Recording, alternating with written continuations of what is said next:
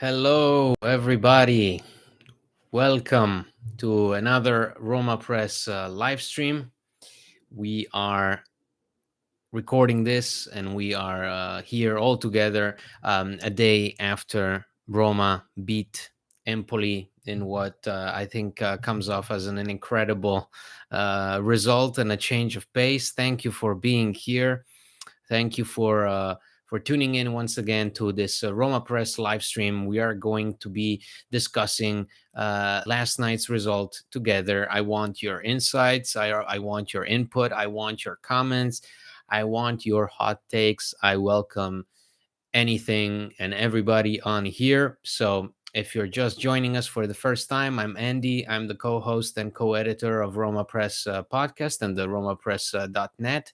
Um, if you are a first time listener or if you're a first time visitor, thank you for being here. Thank you for being with me. If you can click on the like button so that we can get more people involved in this live stream. And if you haven't done so already, please consider subscribing to this channel so that you can get a notification whenever we go live or if we and when we release new podcast episodes that now, mind you, are on video as well. So I think most of you have already seen our first video podcast episode, which was released earlier tonight. It was very fun. I think people really like it. So I'm glad that I'm glad that we're all enjoying John and I losing our shit over last night's results. So without further ado, let me welcome the people listening in. So, Sidart says, bonjour, Andy. Hello, bonjour. We got Courtloom saying, hi, Andy. We got Caesar saying, hi, Andy. Everybody's having a fantastic Monday. I agree. Amazing, Vincent says.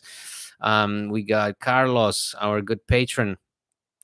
All Mondays should be like this. Exactly. I'm pretty sure that people tuning in from all over the world, either you're sitting in an office right now, or maybe you just left work, or maybe you're driving to work. I think we can all agree that today it feels much better than any other Monday, right? It feels like something finally turned in our favor. So let's see. Hello, Mihao, for a chat. Thank you very much. We should also discuss what could have been done better. Sure, we can get into that, and this is what we are here for. This is meant to be a space where I interact with you and where you get to share your input and your observations. So I'm more than happy to discuss anything and anything about this match. Hello, everybody. Hello from Scotland. We got people from, oh wow, we got Zimbabwe. Hello, Yuman. Thank you for tuning in. We got Caesar from Colombia. Wonderful. Oh man, it's this is great. This is, this is what we do. And the whole objective of Roma Press as a website was not only to report, what usually gets reported in other websites, but also to do it in a way that brings everybody from all parts of the world that perhaps don't understand Italian or needs, some sort of guidance when talking about anything related to Roma. We aim to facilitate that, and it's been amazing to see so many people from all over the world tuning in, clicking on the website and listening to our episodes. It's fantastic. So good morning or good evening or good afternoon. Thank you for being here. If you haven't done already, smash that like button. I'm just waiting for more people to come in, and in the meantime, if you like the show, if you like the website, please consider becoming a patron. You can do so by going to patreon.com/Roma Press, and there you can support the show, and it makes life much easier when we're trying to expand on YouTube, and we're trying to bring you exactly those podcast episodes in video format. We are gonna upgrade the software, and perhaps we're gonna play around a bit with the format of the video itself. but for that, your support really means a lot. So to those of you who have become patrons, thank you so much. You're all invited to our Roma Press patron group chat. There is also a whole bunch of stuff for patrons, such as extra goodies, extra episodes, and early access to episodes. So if you go on patreon.com/Roma Press, that's the way to do it. So hello. Oh, Adam is tuning in from Italy. Ciao, Andy. Finally watching during daylight hours. Yeah, because Adam is one of our best patrons from Australia, and he's having a good old time in Italy. If I'm correct, Adam, you just attended the Derby della Madonnina and and last night's game. So that's a pretty good streak of games when visiting Italy. So Roman says really enjoyed the podcast with Andy and Jonah Hill yesterday. Yeah, because everybody considered, I showed my face on this live stream, and then John was this big mysterious guy behind the microphone until last night he revealed himself, and everybody was taken aback by his school kindergarten teacher. um, John from Florida again. Thank you, John, for tuning in. It was awesome watching that game, but take it with a grain of salt. Let's see this against better teams. I couldn't agree more. Adam says, "Yes, mate. Had to sleep in today. Epic weekend. Yeah, good for you, Adam." And Adam also met up with another one of our good patrons, Stephen from Scotland. So those are the wonderful things. If you choose to become a patron, you get added to this crazy WhatsApp group full of people from all over the world, and you can connect with them in real life, and some do, like Adam in Sweden, who Stephen, who met up at the Stadio Olimpico last night.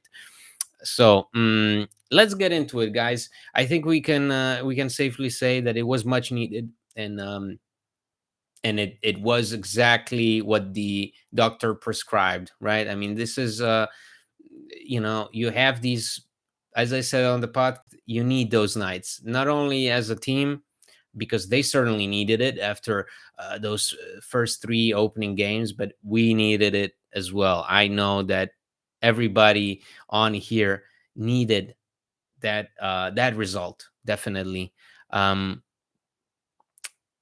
Andy is is living a version of the Truman Show, wishing everyone a good morning, good evening, and good night. Exactly. Yes, that is. I can relate to Jim Carrey. Yeah, when was the last time we saw a 7-0 Roma result? Happy the team got the job done in an emphatic fashion last night. Now we move onwards. Yes, the last time it happened was 2006, 7-0. John had no children. John was not a father at that time. That was a long time ago.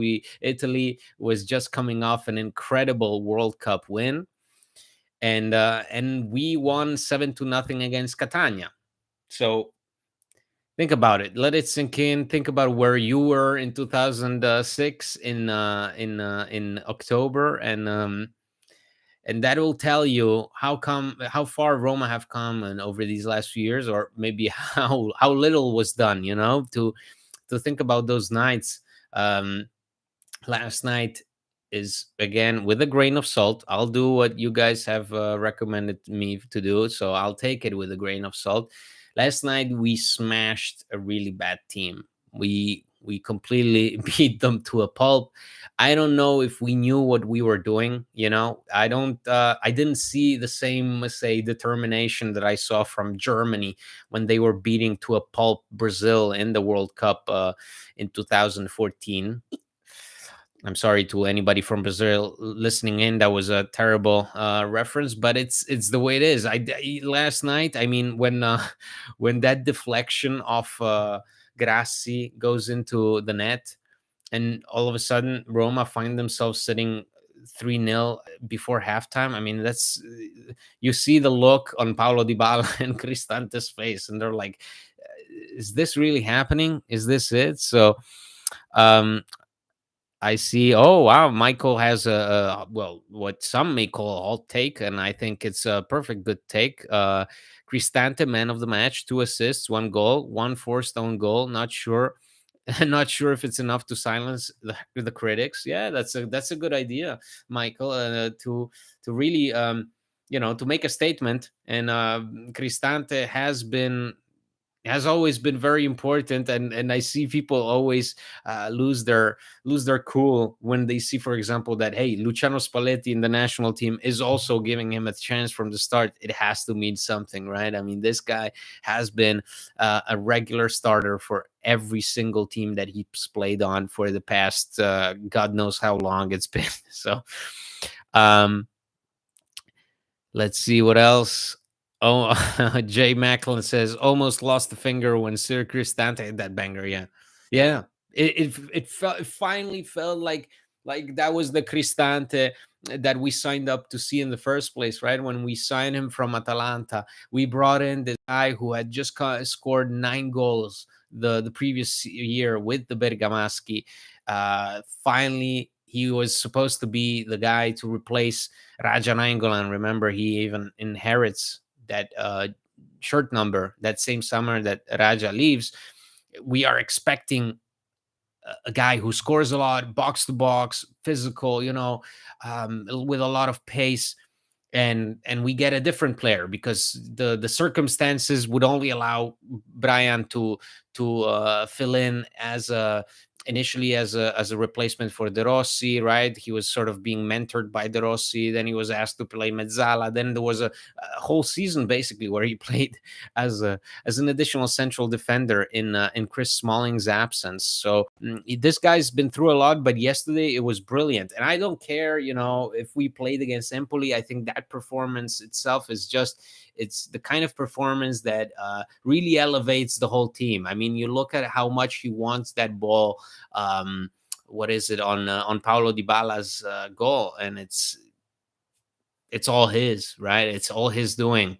He wants it. He knows what he wants to do. And last night, even that beautiful back heel for Gianluca Mancini's header, you don't even know if that was planned, but hey, it works, and Cristante is the man to deserve it. So I already see people celebrating the absence of Pellegrini. I don't know, man. I think when these games occur and when these results go your way, I don't think about those things. I don't think about say who's missing, who's not. I mean, to even be in a position to see Renato Sanchez, guys, Renato Sanchez, a man who hasn't really had an impact on any team since perhaps Lille. I mean, that was. In most recent memory, that was his most remarkable spell after that 2016 Euro. Um, all of a sudden, yesterday, he gives you exactly what you need, and to the point that you need. Jose Mourinho did not want Renato Sanchez to play more than 45 minutes, and I think Renato Sanchez, for the minutes he gave you, was excellent and gave you a glimpse of what a player like him can offer to a team like Roma that desperately need that that run, that pace, his ability to read the action, right? You see him fake that shot and then pass the ball to Christensen, and then he sees the space in front of him. He doesn't even think twice about it. That's the thing that somebody like Raja Nainggolan would do. See the space in front of him, and who cares? I'm a midfielder. Who cares? I'm gonna go in and basically take over Romelu Lukaku's job in that very instance. So we even got Erasmus Christensen assist. So that's always good, especially since the guy cannot play on Thursday when we face Sheriff in the Europa League. Um, let's see what else you guys are saying. Let's see who give me your man of the match, because I see Cristante being mentioned. So I see Sir Brian, a lot of mentions about Sir Brian. um we got people. Oh, hello, Sanchit from Singapore, another patron. Ju, hello, Ju, another patron. We got Cesar trying to cheer up Pellegrini. Dai Pellegrini, the captain will return better than ever. Hopefully, and hopefully he's healthy. Mohamed says, we are not talking about Llorente a lot. He was superb with his amazing passes to the midfield yesterday. Um, Llorente, I think, is the kind of guy that if he does well, you will not notice him. If he if he does something wrong, you'll definitely notice him. Llorente is look at how Mourinho almost talks about him, or rather, how he talks about the defense. When he talks about the defense, he makes it sound like Llorente has been playing with this team for ages. Something that cannot be said about Evan Dika, who made his first start last night, made his first official appearance for Roma. And if we can point to who disappointed or who was not good enough, or I mean, Evan Dika was. There were moments where you kind of hesitated. You were not sure if the guy was on the same page as the other teammates. Clearly someone who is still trying to get into the flow of things, into the swing of things. But if you think about Llorente, a player that came on a loan last January, and now is back on a dry loan. So in theory, he should be a player that you could easily dismiss, a player that you could do without, maybe say a fifth choice. But in the absence of Marash Kumbula, in the absence of an additional defender, he became, for Mourinho, an undisputed starter. So to me, that's the most surprising thing, is a player like Diego Llorente, somebody who we were all skeptical of, came in from Leeds United. We were like, what? Like, this is the guy? All of a sudden, I mean, he, quiet, very, very composed, good on the ball, no problem. And when Roma have a good performance, he's up there with the best performers, um, although not in the spotlight. So, but definitely a good presence in the back. So let's see. Renato Sanchez, a lot of praise for Renato Sanchez from you guys. Sipta says, I think Renato Sanchez brings a lot of the aggressiveness to the attack. And I agree. Renato Sanchez is probably one of the few midfielders, unlike, for example, say Leandro Paredes. Renato Sanchez, when he sees the ball, he's a threat. He has that quality of wanting to do more than what is just asked of him. So that goal is all his. I mean, Christensen delivers a perfect assist, but the whole construction, the vision, the finding the space, reading his teammate, reading the opponent, that's all Renato Sanchez. Yeah. Renato Sanchez finally looks like someone worthy of Simone Perrotta's 20. Wow, guys. I mean, I'm not even the person to consider Simone Perrotta the man, and especially somebody whose shirt number you should not, disrespect. At the end of the day, we should always remember the great and underrated Madi Camara and his impact on the club. But still, come on, it's 45 minutes against Empoli, a good game. And as I see, Cesar also says, do you think this can translate into better opposition? I think it can, and I think that's what Jose Mourinho was mentioning, was that we played well. We didn't play well enough to win 7-0, but he again address that potential, the potential that if everybody's on the same page and if everybody is relatively healthy, this team has so many options in the midfield and the attack. Whether you like some of the names or whether you don't, that's a whole other point. But the names that are on this roster are versatile enough for you to put teams in distress. And that's why it's a shame that you were not able to do something akin to what we saw last night when you played against Milan. When you played against Milan, you looked like a deer in the headlights and you looked clueless. Whereas this team, with the players that they have, with the different characteristics, with the different qualities that these players possess, Roma should always look to have this kind of performance, this kind of confidence, this kind of determination. Some may call it, in Italian they say cynicism. It's something I don't agree with in the English language, but yes, to be more cynical, to just want it more, because you can. It's I said this on the podcast. This is not a Scudetto winning team. This is not a team that can aspire to win a Scudetto, but this is a team that can aspire to put everybody in trouble. Everybody. So Empoli is just, the right opponent at the right time. It's a team that hadn't won a single game, 0 points, 0 goals scored. Now they're about to sack their manager Paolo Zanetti, but still, it's these should be considered as encouraging signs for a team that I think has good potential. Perhaps not great, not all-time great, but a good potential for a team that wants to qualify to the Champions League. Let's see what else. Drew says, I like Ndika, exciting player. And I think Mourinho is also aware of it. He recognizes that Ndika is, I mean, he said it. He's not a kid. He's played over 150 games in the Bundesliga. He is fast. He's strong. He has a presence on the pitch. He has good footwork. So it's not like you're trying to raise a kid from the Primavera. I think it's just trying to get this guy to play as confidently as he can. And that's it. That's more or less like what Diego Llorente did. He just transitioned very smoothly. They want that to happen with Indica, and I think that's why it's good that we're now facing a very accessible schedule on paper, guys. On paper, let's keep it in mind. But still, after playing last night, Ndika can go out and play against Sheriff right on Thursday because Chris Smalling is likely to be out. So let's see what else. Oh wow! Let me not. Oh, Corium says signed up to the patron. Thank you, Corium. Thank you so much. That means a lot. Thank you, everybody. And if you want to subscribe and become a patron, you can do so by going to patreon.com/Roma Press.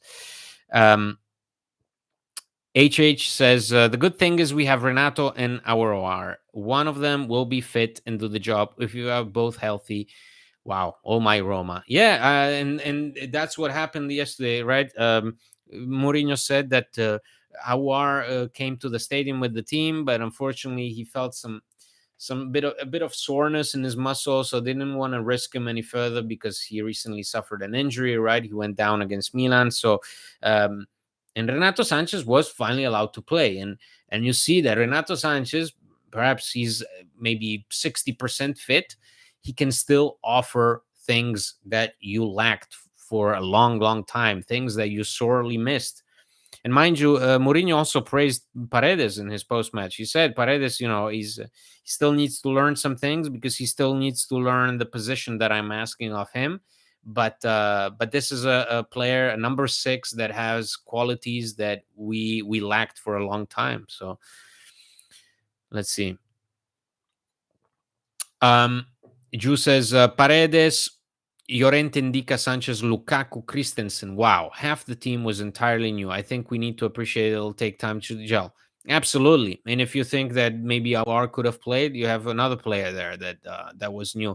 It's really all a matter of finding a way to assemble these pieces together and get them to play some good football. I know that everybody here has been starved for some fun, so that's why I'm excited that finally I can come on here. I don't have to, talk in a grave tone. I don't have to try and be serious for no reason, just to, not hurt people's feelings over a loss or a disappointing draw or whatever. But finally, we saw a team that I think even surprised themselves. That's what I said, when they didn't even look like they knew exactly what they were doing, right? Like, I think Brian Cristante's goal, magnificent, but that's something that the guy had been waiting for months and months, and finally it happens. Finally he gets that long range goal, powerful, no debate whether the goalkeeper is saving it or not. There is no chance in hell. And Cristante, all he can do is go like this, right? So because it's so exciting, it's so, it was the moment that he needed, the moment that the team needed. Romelu Lukaku scores on his debut as a starter.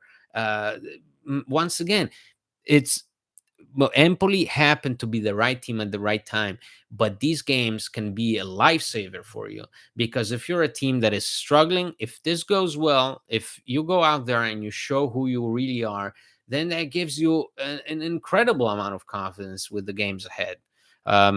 John and I discussed it and we made fun. I mean, you can go from this to a terrible Thursday night match in Moldova, and where you get embarrassed by Sheriff because maybe you take things for granted, which is very Roma like. We have to keep in mind what team we are rooting on. So, yeah, smash the like, guys. 44 watching and only 15 likes. That he said, Sanchit said it, guys. Smash the like button, and if you haven't, subscribe to our YouTube channel so you know when a new podcast episode is out, and you know when I'm doing a live stream that you can all take part in. So, Faizan, another good patron of ours, says, Andy, who does Pellegrini replace from the starting 11? Tough decision for the coach. But it is the decision that you want to have as Mourinho, a guy who's been forced throughout his Roma tenure to play with the likes of Benjamin Tahirovic and Felix Afenagian and who else? Volpato, in moments of distress and moments that were difficult and stretches that saw Roma play against good opposition, and all he could field was a bunch of kids. To have these options where you really are like, who do I play and who do I force to go to the bench? To me, at least, that for Roma, that is a debate that you should always have. Who gets to play? Because too often, right, we saw players get a bit too comfortable, and I think we can all agree that Pellegrini has been one of them. He's the captain of the team. Gianluca Mancini is vice captain, but Pellegrini will remain captain. And sort of and when he's on, he's an important player for us. When he's feeling it, he's important. The problem is that this is a guy who has played through many injuries, has been a lot of the times he's been, average at best, and that can take a toll on the team, especially a team that would rely highly on him. Now, if you are able to say, well, Pellegrini is out, and say, for example, Hussein Mouawar is back in or Renato Sanchez back in, you got solutions. Eduardo Bova yesterday comes in for Renato Sanchez. That's good, right? We like that. So that's what we all want for Roma. And that's sort of that was the missing piece to make, and that is still the missing piece, obviously, to make it to top four, is to try and match the opposition. So the likes of Inter, Milan. Obviously, you're not going to have that same quality on the roster. You're going to have good names, and you can try and match them in intensity, but you also have to match them in those options. You have to be versatile. You have to keep everybody on the edge of their seats. Even your opponent. You cannot. It's like Mourinho said, when he was discussing Evan Dika, he said, I don't want to reveal too much of what I liked or did not like about him, because then I'm giving away stuff to the opponent, to the enemy. But what he meant by that is, if you have more names at your disposal and more players that are showing good things, then you're never going to have a problem. You may have a problem when you're Real Madrid or Manchester City and every player that you have is world class and everybody's fighting for the same space and they need minutes. But at Roma, it's only right to have a question, a dilemma. Milos says Pellegrini is done. No, I wouldn't say so. I'm pretty sure if Pellegrini gets some rest, he can become again very important for us. After all, this is a guy who, when he's on, he showed he has unbelievable footwork and unbelievable reading of the game, and with the passes and the assists, going double digits in Mourinho's first year, and also scoring wise with Fonseca. But we are talking about 2 years ago, right? So it's a player that we have to work on. It's a player that Mourinho has to work on how to reintegrate him and how to make him match his captain status on the pitch, as a player. I like Llorente's build-up, says one of you. I'm not going to pronounce the name because I think the username is very weird. His passes made forwards attack easier.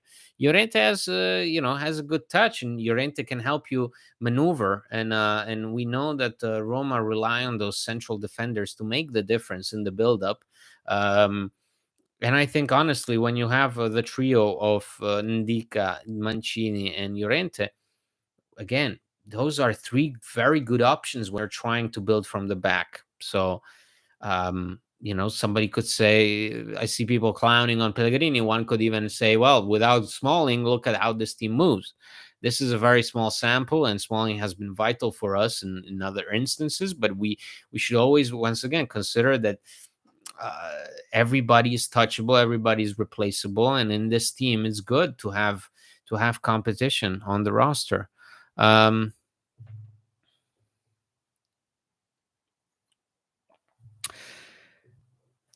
okay, well, before I move on, let's see. Do you guys have some preference as to who should, what changes to the starting lineup you want to see on Thursday? Is this what do you think? Is this a must-win game? This first Europa League match with Sheriff, is this what is the acceptable result? Do you expect Roma to go out of their way and say beat Sheriff the way they beat Empoli?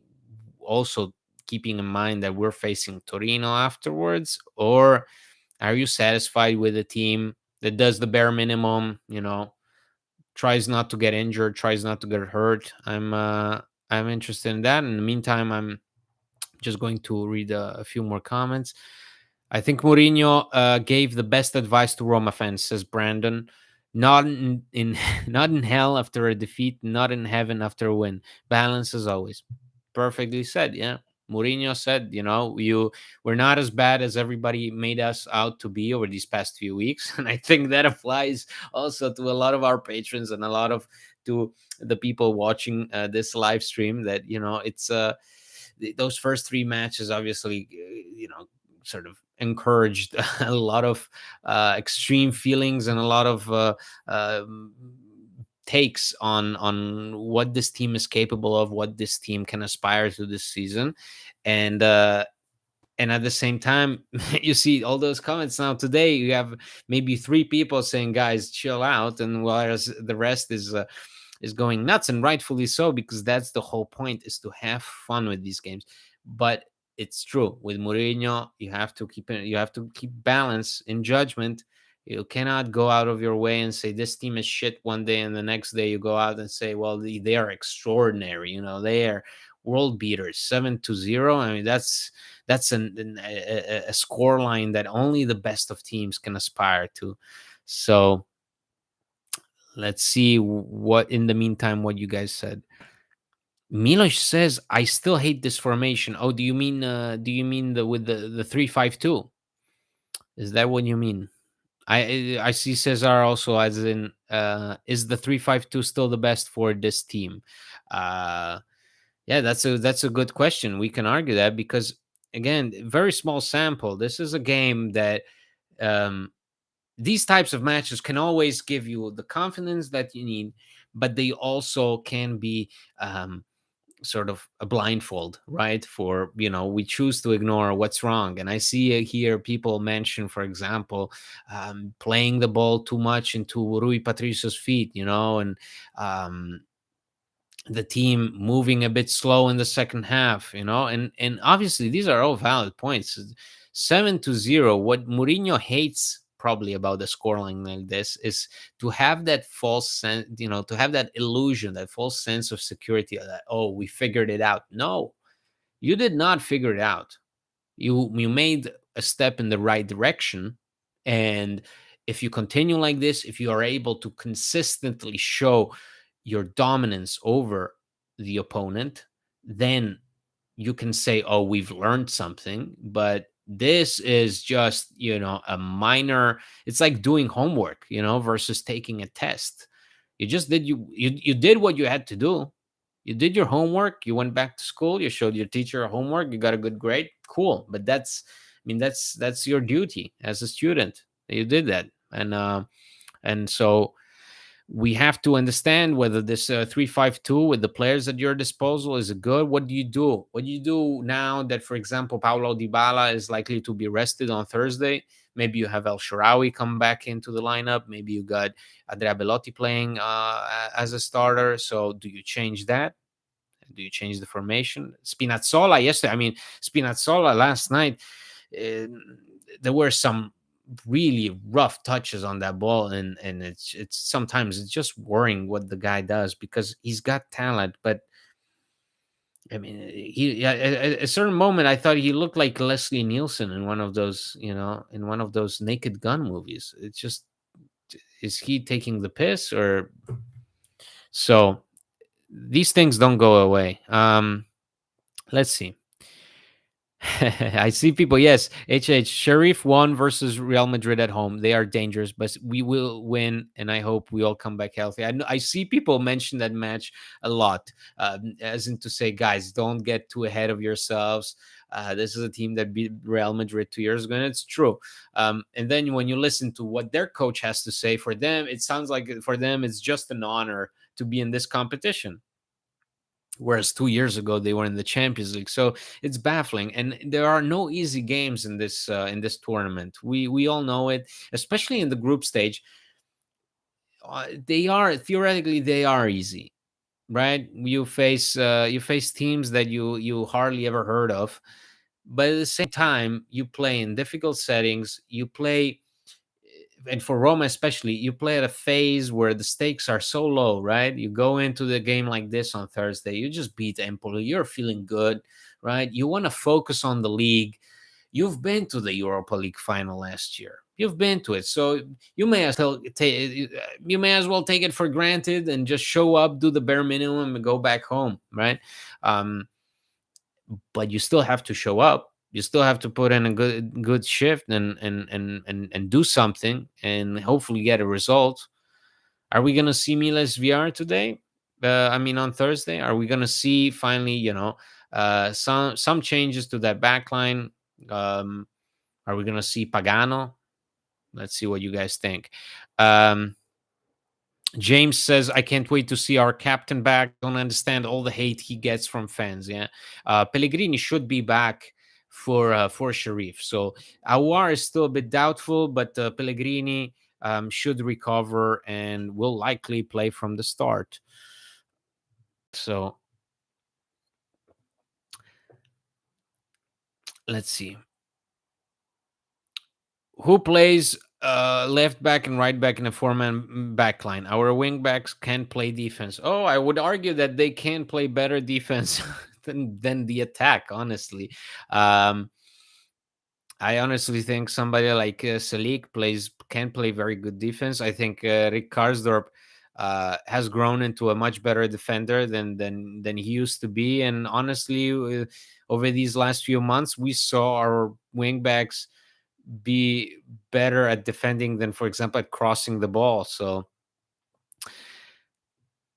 why not play Mancini and Dika in a back four? I mean, I agree. I agree with you there. I think, for example, these Europa League games can be a perfect chance for Mourinho to sort of, play around.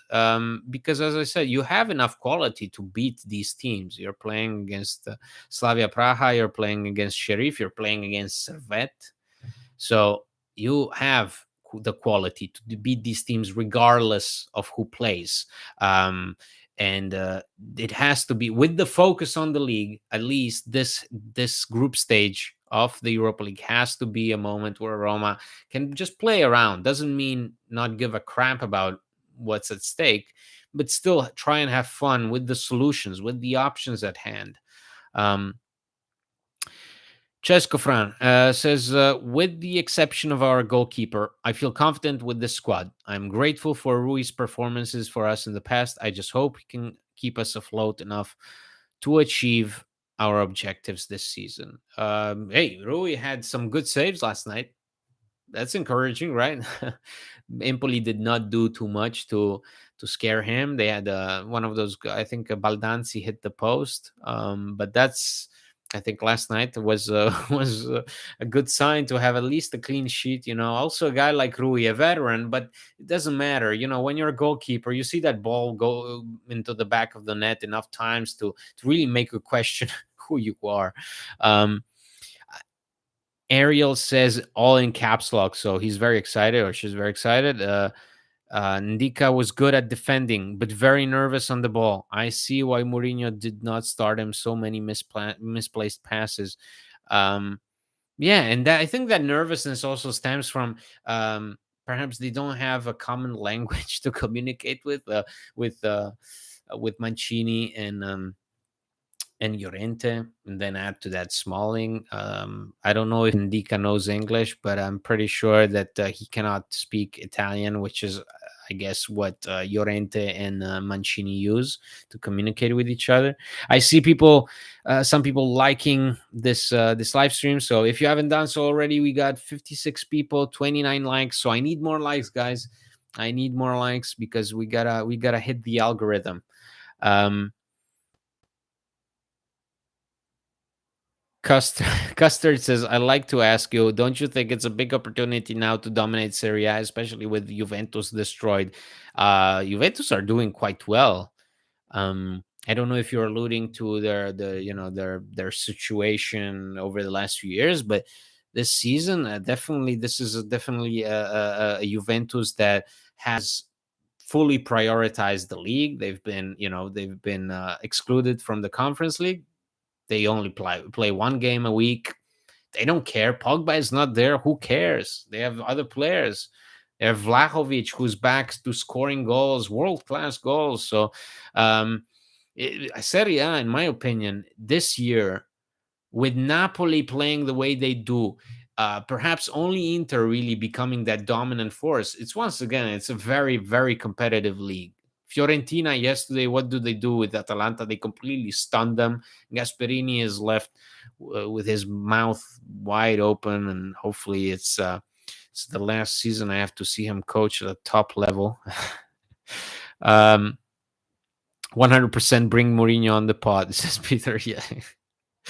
We need more patrons for that. I believe we need like 1 million patrons for to be able to afford that, and to have that pool. We don't have the Mourinho pool for now.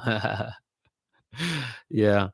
Um, Michael says we should be offensive against Serve to get an early goal, riding on the momentum of Empoli. I mean, that's the best way to play these games, right? Those Thursday night games. This one is going to be played quite early on, at least in Italy time. So local time, it's going to be quite early, and hopefully you can sort of assert your dominance early on, and then just play around with the squad with the substitutes. I don't necessarily want to see Romelu Lukaku playing too much. I guess he'll have to. I know that we've reported that Andrea Bellotti is going to start, but I do also think that Mourinho wants to keep Lukaku sharp. He said out of all the players that joined this summer in the latter part of the summer, so Paredes, Renato Sanchez, and then add to that Paulo Dybala, who had injuries over the last few weeks.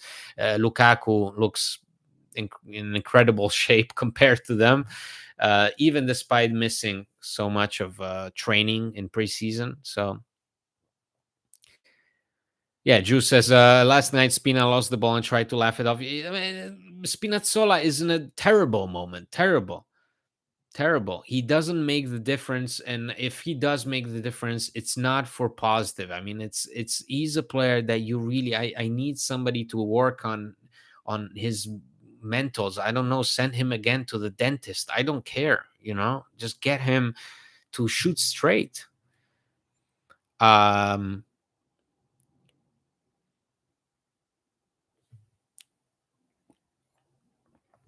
Sina says, and if you have time, go over the newspapers daily so we can catch up on that.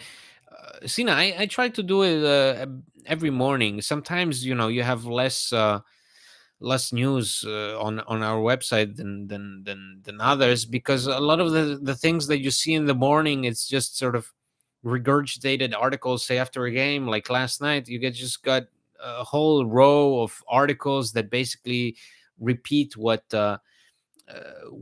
was said last night. So once after a game, if I see something interesting, if there is news, for example, on some injured players, or maybe there's some new interviews to publish, then great. But a lot of the news after a match day are very very basic. So in the morning, I always try to write as much as possible. But again, it doesn't depend on what I see. The only way we go with back four is Salik right back and don't cross the midfield line, and the left back has all the freedom. I think Mourinho is definitely thinking about having El Shaarawy play as a winger in these next few weeks. That is definitely an option if Spinazzola continues to play the way he's playing.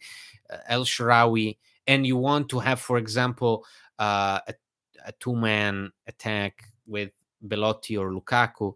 El Shaarawy is perfect in that as that left back. So and that's something that we've seen him do before.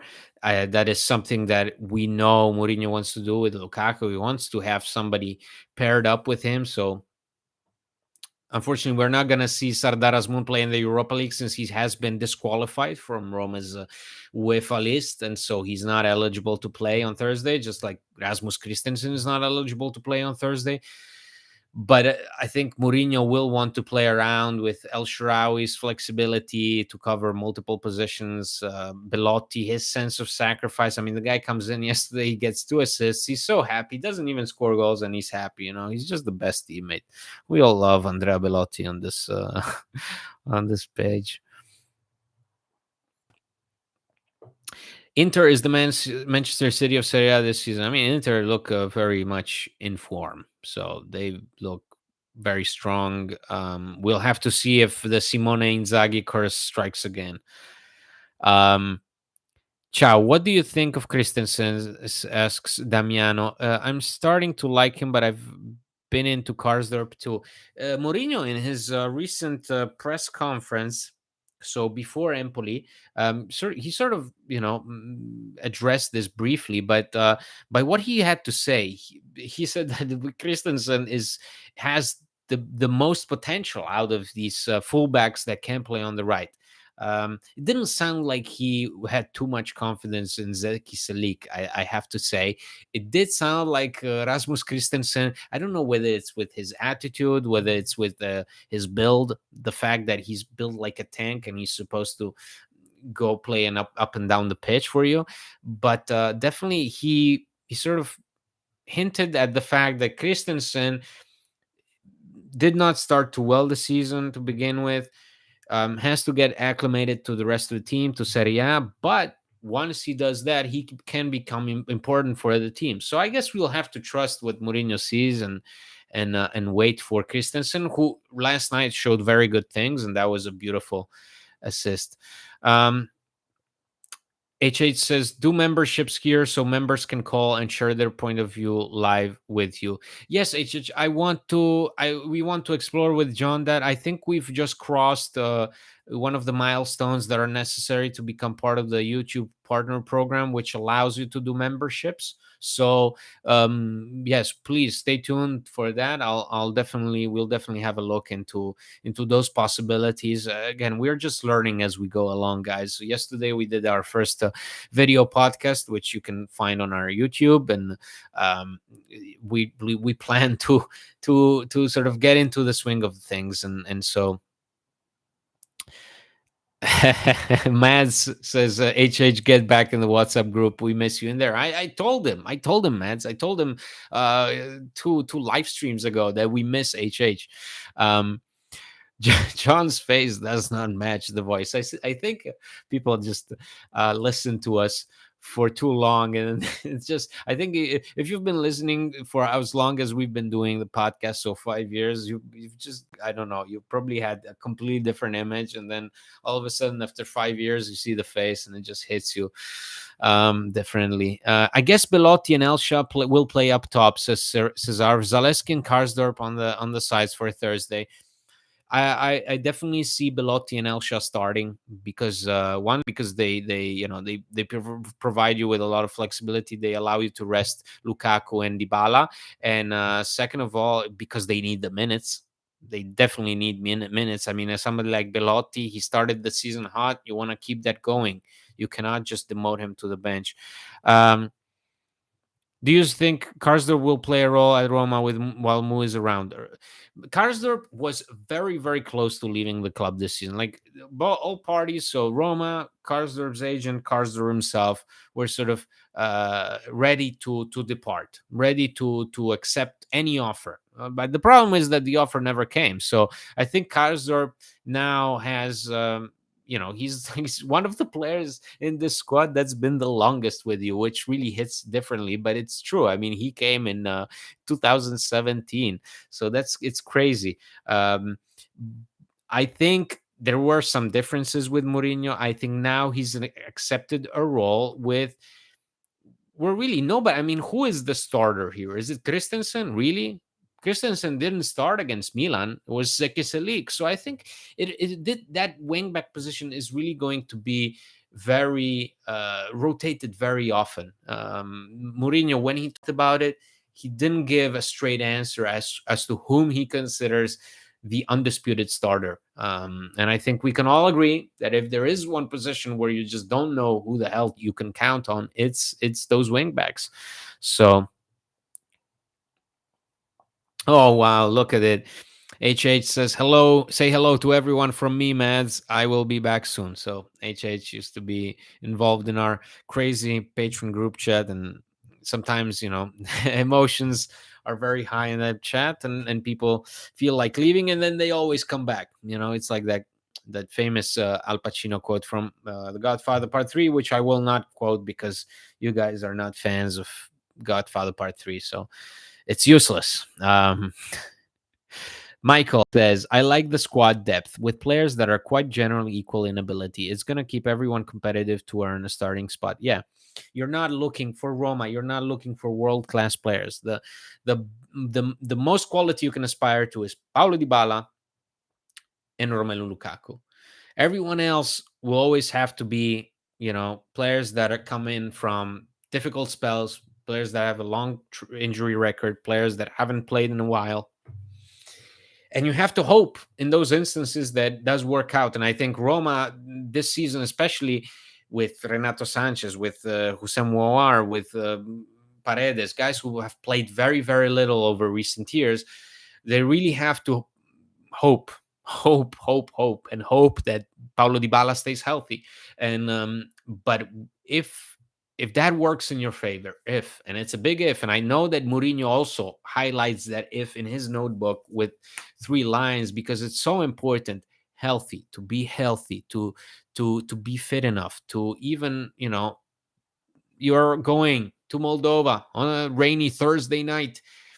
Doesn't mean that you have to play 100%. It doesn't mean you have to play with all your best guys, but you have to play hard enough to win and then rest up and get ready for Torino. And so, the result that we saw last night, as exciting as it was, will not be there. Will not be there on Thursday. The game will start and you will not look up and see the 7-0 written on the wall. You will not. It will still be 0-0 with Sheriff in their home, away from home, with no traveling fans, mind you. Let's keep it in mind.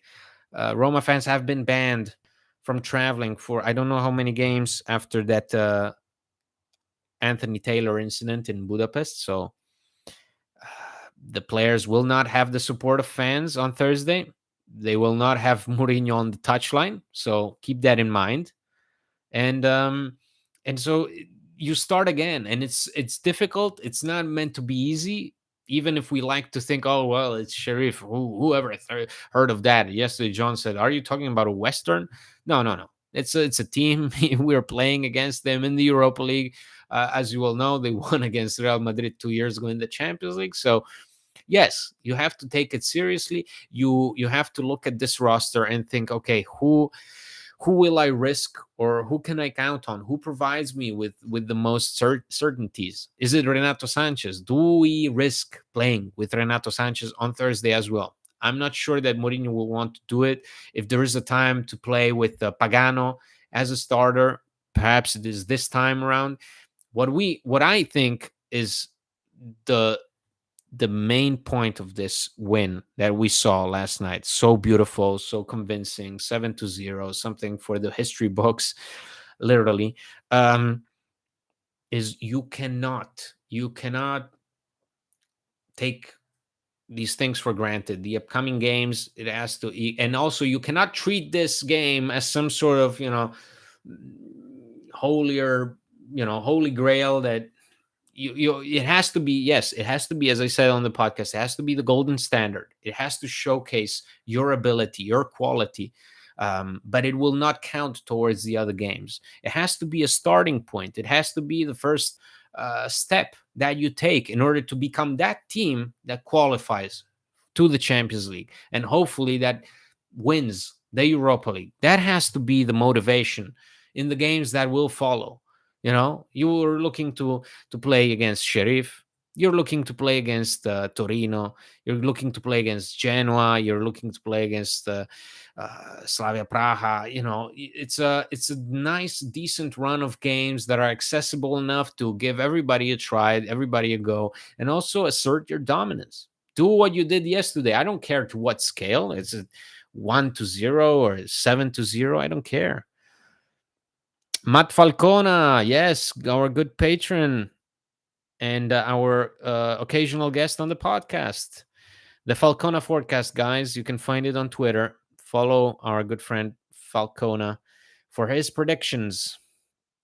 Andy, un bellissimo saluto da Roma. Beautiful, Matt. Enjoy it. Volpato visited Olimpico in the match with Empoli. He's missing Roma. Yeah, well, Volpato, I don't know to what extent Volpato left on good terms with Roma, but let's see what he can do at Sassuolo. Definitely, I think that's it's a player that needed to leave in order to grow. Definitely. Let's see. Second best team in Moldova is called Deputy. Yeah, human. Yeah, that's almost like a reggae song, right? Who shot the sheriff and with the deputy? Yeah, has to. That's wonderful.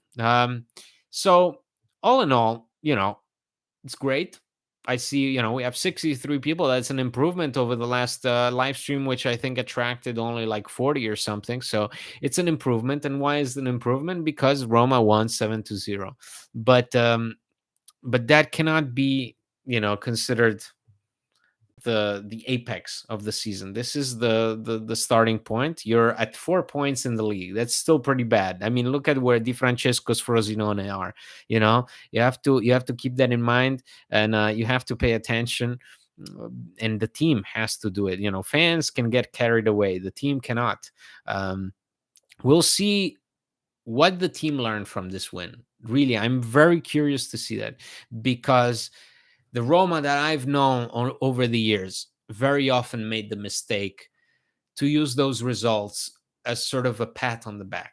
And I think when you're a team that tries to grow and tries to do better than last year and tries to, put a certain objective on the pedestal, say qualify to top four, that we need to do it, right? This is the year we do it.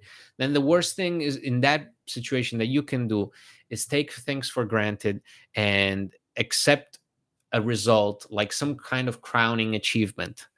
Any team that wants to achieve anything of importance and anything that is worthwhile, look at Napoli last year when they just boom, boom, boom, those all those results, all those unbelievable performances. We were sitting here on the patron group chat or on the podcast and discussing their wins and be like, oh my god, what are Napoli doing? They did not even think twice about it. They beat teams one after the other. They got incredible results. They never batted an eye. They never looked back. And that's what Inter are doing now. They're not looking back. They just won 5-1 the derby. Who cares? We move on, and that has to be the mentality. I think that's what, if Mourinho sounded a bit skeptical, if Mourinho doubted that game last night, the performance in itself, it's because he's afraid that the team might take it as some kind of parting gift.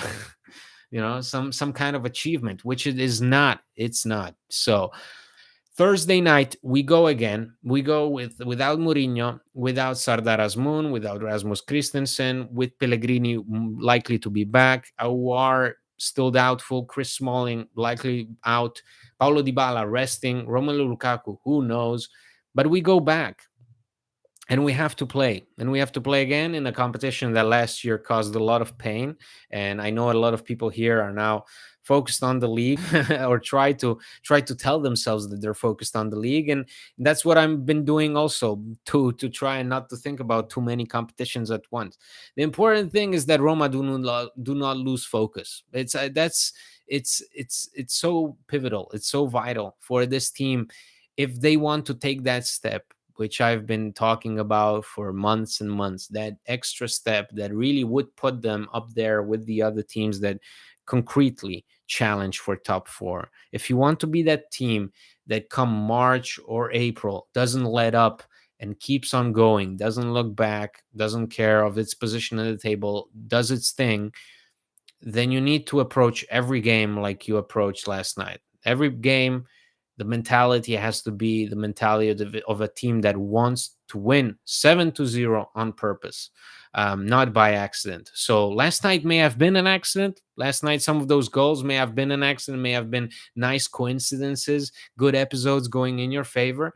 But moving forward, I think we all want to see more of the same, more of the team that has fun, the team that is enjoying what they do, that get to show off a bit and do so convincingly. So I think I will end it here, guys. I want to thank each and every one of you for joining me today. I'm really glad that we got to share a bit of the optimism and positivity that was brought in from this last match. It was very needed to see some of you enjoy it, and because it's a nice change of pace, right? After difficult results and an international break that brought a lot of question marks, and now to have at least a semblance of an answer, hopefully a long-term answer, that's wonderful. So I wanted to thank you guys. Damiano says grazie a te. No, thank you guys. It's really because these live streams are all about you.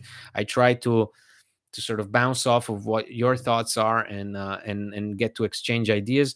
As I mentioned earlier, our latest episode of the Roma Press podcast is out now. You can also watch it on this YouTube channel, which you can subscribe to. You can watch this episode where John and you can see our faces. You can see John's face. You can get all excited about it. And if you want, you can become a patron by going to patreon.com/Roma Press. It really helps. We appreciate everyone's support. We thank the patrons. We thank everybody who's tuning in today. And hopefully you can have a nice rest of the day or good night. And hopefully see you on the next live stream where we get to talk about another Roma win in Moldova this time around, with a preview to the Torino game. So once again, thank you everybody for tuning in, and hopefully I'll catch you next time. So Forza Roma, and until next time, guys. Ciao.